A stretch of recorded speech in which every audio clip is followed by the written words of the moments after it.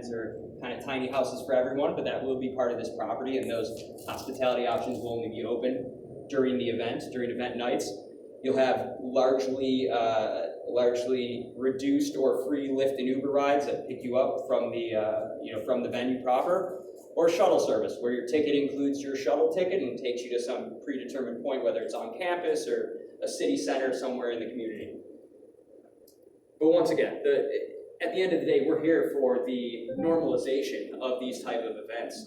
Once again, 1,000% confident that the positive outcomes from the lack of negative outcomes, frankly, from an event supported by cannabis will always win out over an event supported by alcohol, a beer fest, versus a high-end cannabis fest. And so what we care most about is continuing to show people what an elevated, positive, responsible cannabis experience can be. And so we will spare, frankly, no expense in ensuring that it is all of those things, and does so in a way that is not intrusive or not adding to any risk element for this community. Types of events, without boring you with the business model nonsense on the right, imagine a small beer fest or a small wine fest and replace the beer and wine with different infused products. The brand events, everyone's probably worked in or heard of, brand X rents warehouse, throws a cool experience. Next week they're gone, it's like they were never there. This space would be obviously applicable for events like that, both large and small, the T1 we showed you. These dinners are great. I do them all the time in the beer world. I think they're even more interesting in the cannabis world, but you take a famous chef or a famous restaurant in the community or in the city, and you have them collaborate with a cannabis brand or dispensary on a one-night-only menu of infused products.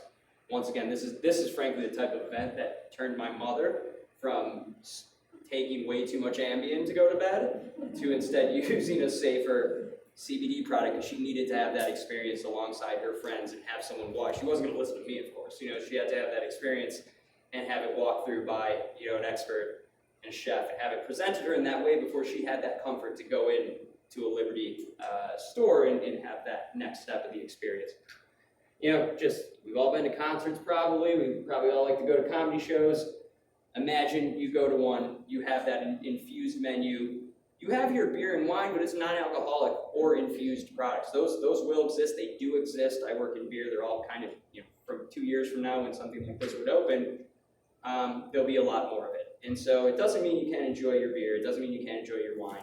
But you'd either be enjoying a non-alcoholic version or an infused CBD or THC version. And then once again, the glamping lodging experiences. And then the big one would be, we'd throw one probably festival a summer, and maybe in the 5 to 7,500 people range. But just imagine, once again, a big high-end craft beer festival subbing out the beer and adding infused products. So lastly, I swear I didn't work with Nate on this slide, but he'll help me on the revised version, I'm sure. But we will commit to the community. There's in the first year when you're building this, when you're turning that horse farm into a world-class venue, there's 50 jobs, local jobs, building out that venue, working with local real estate agents, obviously working with local contractors, all of your AV vendors locally, full-time staff, seasonal labor. There's the first year, obviously, economic boom, and then beyond that, there's the operating the event OpEx. Is going to be labor, production. Those are all local fees, license, food and beverage partners from the area.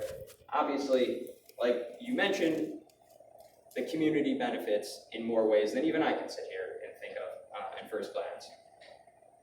So timeline, I'll speak to it. Obviously, we all know that there's a lot going on here, and I wouldn't be standing here if I didn't hope it went one way for all the obvious reasons.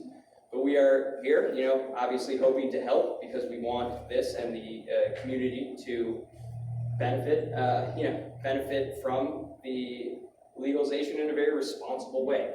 And ultimately, this is something that I would like to lastly say. I'm not from Big Farm. I don't work in cannabis right now. I frankly work in beer. And this is something I've been developing on the side. I have a great team doing it with me. And this is my dream, my small business. This is my retirement dream here in southeastern Michigan, and here to introduce myself and introduce the concept and answer any questions in a little bit.